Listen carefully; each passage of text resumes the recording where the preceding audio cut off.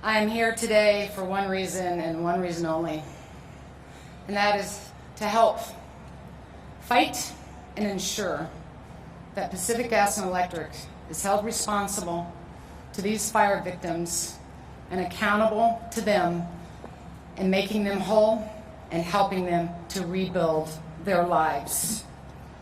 As we know, PG&E has filed intent for bankruptcy. As I said, I'm here for these victims to ensure that they are made whole again. I'm here today to ask our governor and our legislator to keep Pacific Gas and Electric accountable to these victims. As you might be aware, PG&E and I have bumped into each other numerous times over the course of the past 28 years. We should all be beyond frustrated. Every one of us should be good and mad. And it is time for the state to get to work. They need to show us their true leadership in holding this company accountable and making these communities whole again. The state granted PG&E the right to a monopoly. This is all the more reason that this state and our governor must have a say about how this company moves forward, how this company is managed. It's very unfortunate. In the past, the state has lacked in its oversight in many of PG&E's disasters. Today, they must be present and not just be a person sitting at the table. Be the head of the table and take control of this runaway monopoly.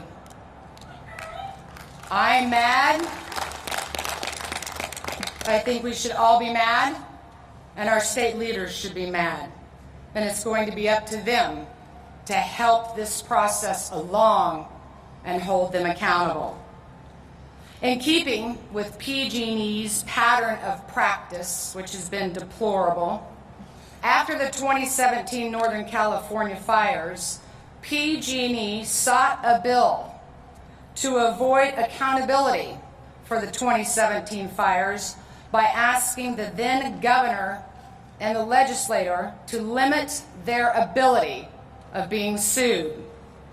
When we saw that bill, we pushed back and we fought hard to make sure that that didn't happen. We stood together and our voices were heard. So the legislation passed a law that allowed the victims of the 2017 fires to be made whole by covering also any 2019 fires. Unfortunately, the legislation, either by accident or oversight, left a 12-week gaping hole in this law. It was during those 12 weeks that the Camp Fire occurred. This must be fixed. There can be no inequality between the 2017 fire victims and the 2018 Camp Fire victims. We are asking the state to extend the protection to cover the 2018 Camp Fire victims and survivors as well. I'm beginning to wonder, and a lot of people are starting to ask, is the filing of this bankruptcy really necessary? I brought today for you, I have 20 of the letters, and it's an open letter from Blue Mountain. They have stated as shareholders, they have overwhelming evidence that this company is solvent. How are we going to stand by and just hurl 40,000 citizens who have been harmed, not to mention the state of California, into chaos because Pacific Gas and Electric once again doesn't want to be held accountable or paid for the damages that they have caused? I wish you could see the big picture that I have seen of this company over the past 28 years. From Hinckley, California, to a community that was poisoned. People suffered. Public health and welfare was in jeopardy. To the same thing in Kettleman, California, was an identical situation to Hinckley. In this instance, PG&E went for the bankruptcy. That's their go-to card again. To dealing with the fires in Rancho Cordova and calls from people who were calling the company, "We smell gas," to no response. To communities blowing up and their family members being killed. To the San Bruno explosion, where that company was held criminally and they were charged. They were still on criminal probation when the 2017 wildfires occurred. And now, here I stand again. Here we all stand again in 2018 in a devastating fire that destroyed and gutted an entire town. Are we really going to hedge a bet that PG&E is going to stop this long proven pattern of behavior? Or does the time happen when the state of California steps up and takes control of the runaway train?